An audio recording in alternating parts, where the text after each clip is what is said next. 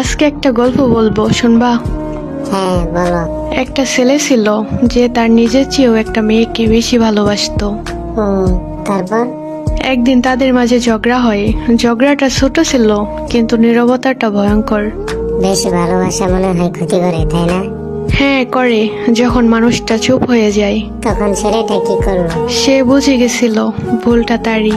তারপর কি হলো? রাত 12টায় প্রথম মেসেজ পাঠাই, সরি আমার ভুল হয়েছে। মেয়েটা রিপ্লাই দেয়নি? না, রিপ্লাই দেয়নি। কেন? কারণ রাগে সে ফোনটা পাশে রেখে ঘুমিয়ে পড়ে, আর ছেলেটা ঘুমাতে পারেনি। তারপর?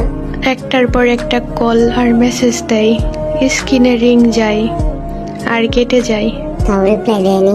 না, প্রতিটা রিং এর সাথে ছেলেটার বুক একটু একটু করে ভেঙে যায়। সে থামেনি?